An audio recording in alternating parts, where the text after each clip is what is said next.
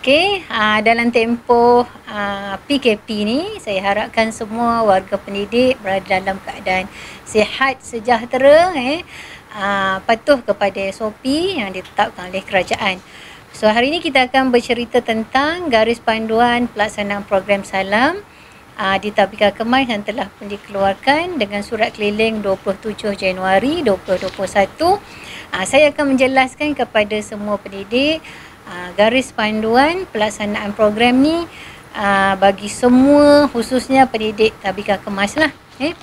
Untuk makluman semua, garis panduan ni sebenarnya adalah bertujuan adalah untuk sebagai rujukan kepada pendidik Kemas ataupun PM lah yang kita panggil selepas ni sebagai PM untuk melaksanakan aktiviti pembelajaran di kelas masing-masing dalam tempoh 3 bulan proses peralihan transisi kanak-kanak daripada rumah kepada alam persekolahan lah Tadbika. Okey, latar belakang program ni, kalau kita tengok program Salam ni adalah singkatan daripada perkataan Sahsiah Lambang Modal Insan Unggul yang telah disediakan yang menjadi platform untuk kita anak-anak tahun 2021 bagi menggantikan modul 3 bulan tanpa buku yang cikgu kita gunakan sebelum ni lah. Bersesuaian dengan program ni, sebenarnya 3 bulan tanpa buku ni telah dijenamakan semula kepada program Salam yang matlamat utamanya adalah untuk membentuk sahsiah diri kanak-kanak dalam tempoh transisi untuk tujuan pengenalan ke sesi persekolahan. Di samping kita bertujuan untuk melahirkan kanak-kanak yang ceria, cerdik dan cerdas lah, ataupun ceria, cerdas dan cerdik. Ini adalah moto Tadbika Kemas. Okey, seiring dengan matlamat ini, pengisian dan strategi pelaksanaan pembelajaran di kelas sepanjang program Salam ni adalah menekankan aspek hands-on lah ataupun pengalaman anak-anak sendiri dalam proses pembelajaran serta menekankan konsep belajar melalui bermain.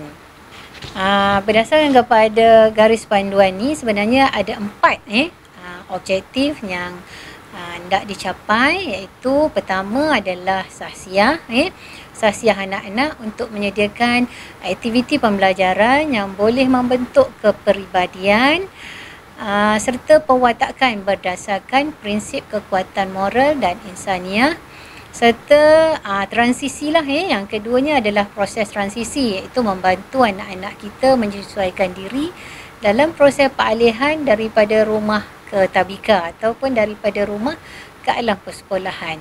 Kemudian ketiganya, kita nak mencapai anak-anak yang ceria, cergas dan cerdik dalam merangsang perkembangan sifir dan sekaligus melahirkan kanak-kanak yang ceria, cerdas dan cerdik. Saya rasa semua faham kan berhubung dengan SEFIR tu sendiri, sosial, emosi, fizikal, intelek dan rohani.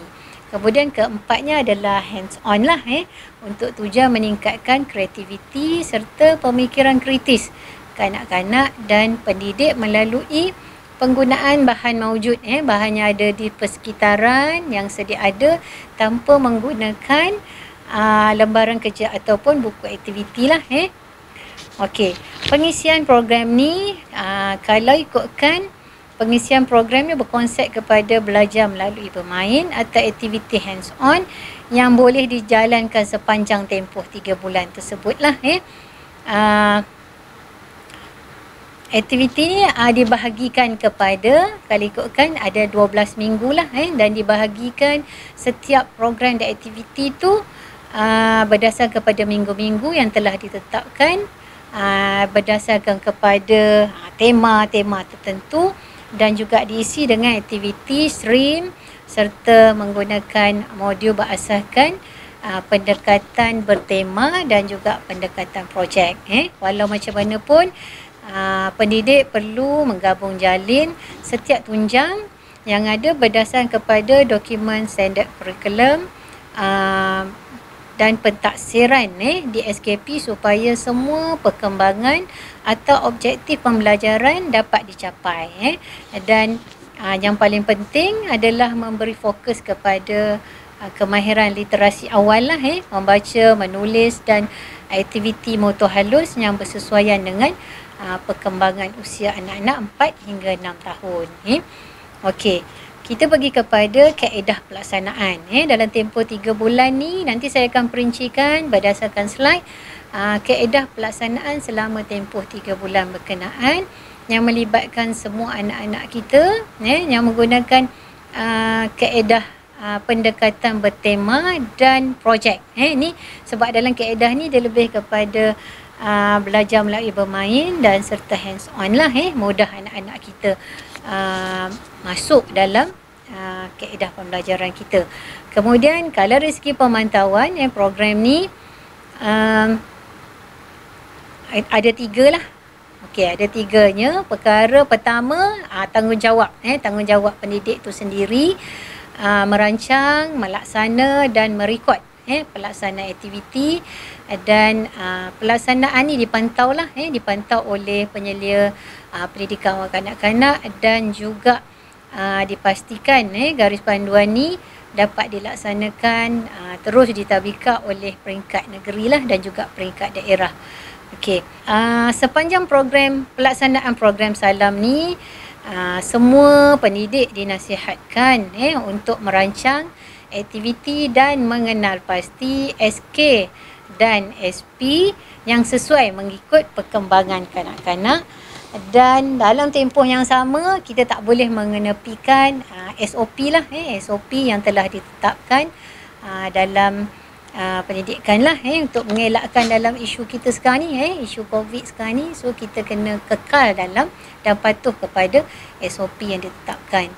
Okey, pendidik tabika perlu memastikan kemahiran literasi awal didedahkan kepada kanak-kanak secara bersepadu dengan aktiviti yang dirancang atau dilaksanakan lah. Dan kalau ikutkan kita, semua aktiviti ni ibu bapa amat digalakkan untuk terlibat sama, dan PM dinasihatkan, pendidik kita dinasihatkan untuk menulis semua aktiviti yang dirancang dalam rancangan pengajian harian untuk tujuan rekod. Okey, untuk makluman semua pendidik, program Salam ni perlu dijelaskan kepada semua ibu bapa dan penjaga bagi memastikan program ni dapat berjalan dengan baik dan dapat dan bermakna kepada pengenalan awal kepada anak-anak tu sendiri. Okey, kalau dari segi pelaporan sebenarnya semua aktiviti program Salam ni amat digalakkan untuk semua pendidik dan ibu bapa memuat naik di dalam media sosial lah, sama ada Facebook atau Instagram, dengan hashtag Salam Dikemas 2021, hashtag Sasiah 2021 dan hashtag IMKemas lah. Semua pendidik kita diminta untuk membuat catatan dalam rancangan pengajian harian mengikut perancangan, dan sebaiknya refleksi itu perlu dilakukanlah dan dicatat di dalam RPH. Okey, dalam tempoh PDPR ataupun PKP ni sebenarnya pelaksanaan program Salam ni perlu disesuaikanlah dengan keadaan situasi pembelajaran di rumah sekarang ni. Okey, sekarang saya akan pergi terus kepada kita punya pengisian, pecahan pengisian mengikut minggu lah yang telah pun dirancang oleh pihak pendidikan awal kanak-kanak, ibu pejabat. Minggu pertama dan minggu kedua dirancangkan diikutkan 3 bulan tu merangkumi minggu pertama hingga minggu ke-12. Kalau ikutkan pecahannya, minggu pertama dan minggu kedua adalah minggu orientasi lah, dan minggu ketiga minggu ketiga hingga minggu ke-6 pendidik dinasihatkan ataupun digalakkan menggunakan pendekatan secara bertema. Kemudian minggu ke-7 hingga minggu ke-8 kita memulakan dengan aktiviti stream lah, modul stream, modul. Kemudian minggu ke-9 hingga minggu ke-12 penutup kepada program Salam kita menggunakan kaedah pendekatan projek. Okey, namun macam mana pun pendidik perlu merancang aktiviti pembelajaran mengikut tahap lah dan perkembangan kanak-kanak, dan semua aktiviti pelaksanaan ni perlu direkod lah untuk tujuan pentaksiran anak-anak nanti. Okey, dalam slide nanti pendidik boleh rujuk.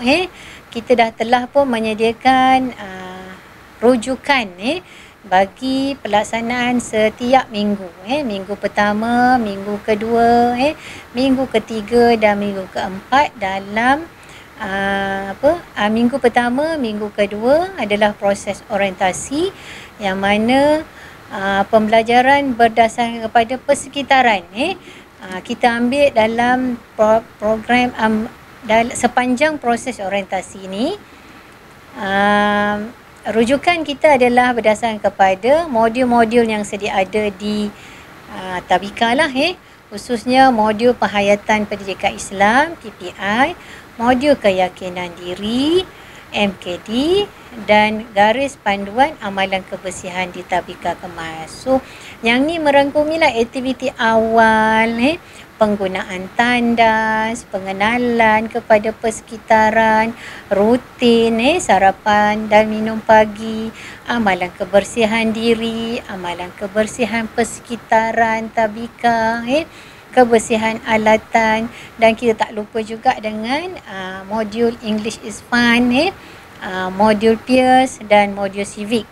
Dalam waktu yang sama, cikgu ataupun pendidik juga perlu menekankan norma-norma baharulah dalam proses pembelajaran berkaitan dengan kesedaran COVID-19 dan amalan norma baharu. Okey.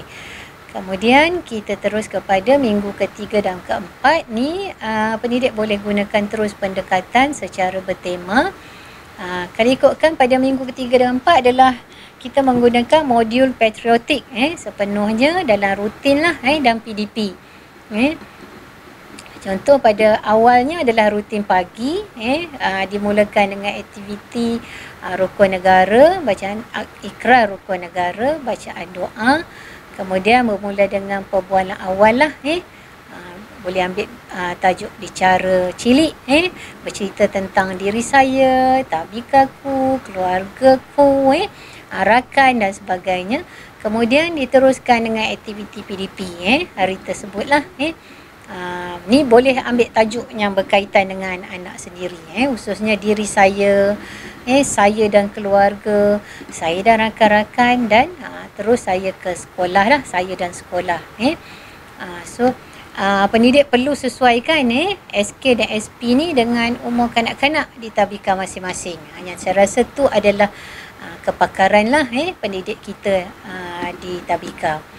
Kemudian minggu ke-6, minggu ke-5 dan minggu ke-6 kita fokus kepada masuk kepada penggunaan modul keyakinan diri, digunakan sepenuhnya dalam tempoh melaksanakan aktiviti ni dengan tujuan dan memberi fokus untuk meningkatkan kemahiran bersosialisasi. Tadi kan dia dah kenal kawan-kawan, dia kenal persekitaran, dia dah kenal keluarga dan sebagainya. Sekarang dah masuk kepada kemahiran bersosial, sertakan diri positif kanak-kanak. Ni aktiviti macam-macam lah cikgu boleh buat, saya rasa. Yang ni menggunakan aktiviti bertema, tema haiwan dan sebagainya. Yang kita bagi contoh ni tema haiwan lah, bermula daripada pertamanya dia mengenal pasti tema, menjana idea, mencipta web tema. So 7 step tu cikgu perlu tahulah seperti mana amalan yang kita biasa. Kemudian minggu 7 dan minggu ke-8 digunakan terus menggunakan modul stream. Stream ni peringkat awal, kita dah mula pada 2017 dan mula pelaksanaan pada 2018 dan 2019 dan sekarang lah. Aktiviti stream ni akan digunakan sepenuhnya dalam melaksanakan aktiviti dengan mengaplikasikan kemahiran proses sains, pendidikan awal sains lah pada anak-anak. Stream tu sendirilah sains, teknologi, religion, engineering, arts dan math. dengan pilihan aktiviti dalam modul tu sendiri. Kalau dekat sini kita boleh gunakan modul Extreme Eco Education. Eco Education. Yang ni mungkin boleh ambil tajuk ni kat sini bagi adalah Save the Planet lah. So boleh mula kalau ikutkan aktiviti Extreme ni dilaksanakan di pusat pembelajaran ataupun di ruang pembelajaran lah. Dia ada 6 step. Nanti saya rasa cikgu boleh rujuk terus dengan modul Extreme yang telah kita sediakan. Dan dalam modul ni anak-anak memang mendapat pengalaman teruslah melalui aktiviti pertama mungkin boleh bersoal jawab, mendapatkan maklumat. Kemudian keduanya aktiviti penerokaan, kemudian aktiviti craft, anak-anak menghasilkan bahan craft. Kemudian aktiviti inovasi daripada craft tersebut, dia mengeluarkan inovasi apa yang dihasilkan, binaan-binaan yang dihasilkan. Kemudian pergi kepada aktiviti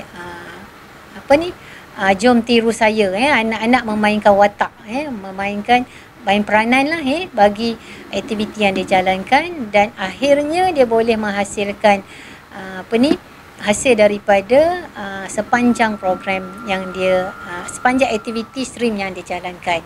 Contoh kalau kat sini dalam Save the Planet ni, dia boleh menghasilkan baja kompos ataupun menghasilkan sendiri baja kompos untuk ruang tabika pintar botani mereka lah di tabika masing-masing. Okey. Kemudian minggu ke-9 hingga minggu ke-12, yang ni tempoh yang panjang lah, kita menggunakan pendekatan berasaskan projek, tapi kita ambil projek pendek lah menggunakan sepenuhnya dalam aktiviti ni. Kalau dikemas ni kita ada tabika Taman Pintar Botani. So taman ni digunakan sepenuhnya oleh guru dan juga anak-anak dalam proses pembelajaran. Okey. Contoh yang kita ambil adalah model Pintar Botani. Minggu ke-9 tu fasa 1 permulaan, kemudian minggu 10 dan 11 dah fasa perkembangan, dan minggu ke-12 adalah kesimpulan lah. Mengambil masa 4 minggu lebih kurang untuk kita menyelesaikan modul pendekatan projek ni. Dan sepanjang proses ni anak-anak akan belajar, bukan kita nak fokus kepada hasil, tapi kita nak anak-anak kita dapat belajar dan mendapat ilmu sepanjang proses pembelajaran tersebut. Daripada dia menggarapkan apa topik dia cerita, mencipta web projek, kemudian dia buat projek dia, dan akhirnya dia menyelesaikan mengakhir dengan menghasilkan buku scrap lah, hasil daripada pemerhatian dan pelaksanaan program aktiviti projek yang dibuat. Okey. Itu untuk sepanjang tempoh 3 bulan. Kaedah pelaksanaan ni 3 bulan ni, dalam tempoh 3 bulan kita biasanya bermula di tabika lah. Untuk semua anak-anak, melibatkan semua anak-anak, dan kalau di tabika kita pelaksanaan ni makan masa 4 jam lah, bermula daripada perbualan awal sehingga kepada penutup pada sesi persekolahan hari berkenaan, dan dilaksanakan secara hands on. Projek, tema dan pusat, dan aktiviti ni dilaksanakan berdasarkan konsep belajar sambil bermain lah. Anak-anak kita ni tak rasa dia punya berat pembelajaran tersebut. Dia bermain tapi dia mendapat input yang baik untuk perkembangan anak-anak. Okey.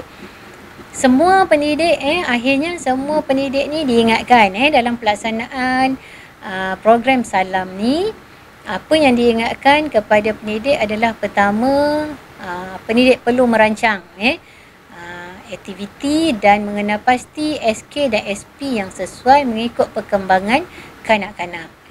Kemudian keduanya, dalam melaksanakan program Salam ni, kemahiran literasi awal adalah fokus kita lah. PM perlu memastikan kemahiran literasi awal didedahkan kepada kanak-kanak secara bersepadu bersama dengan aktiviti yang dilaksanakan.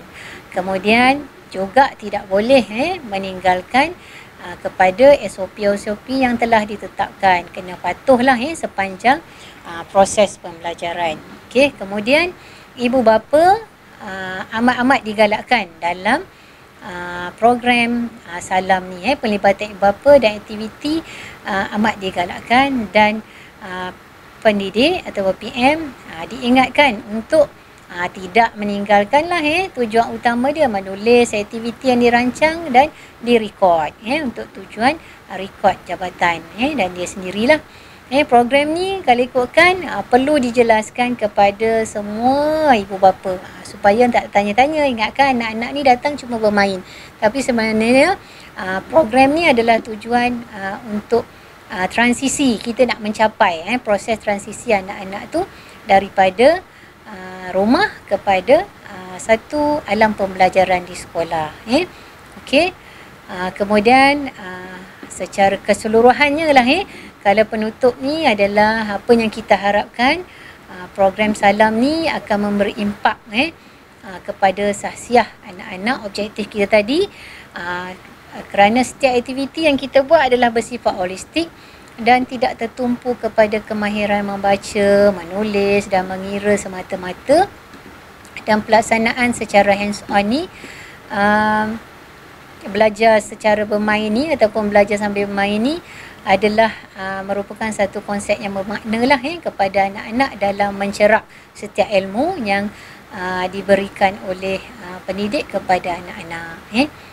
Satu saja cuma ingatan kita dalam garis panduan ni, pelaksanaan program salam ni sebenarnya lebih kepada pendidikan di tabika kalau ikutkan program salam. Tapi dalam tempoh PKP ni, pendidik boleh menyesuaikan aktiviti dan pembelajaran tu dalam tempoh PKP itu sendiri. So maksudnya kita memberi kebebasan kepada pendidik untuk merancang aktiviti yang terbaik bersesuaian dengan keadaan semasa sekarang.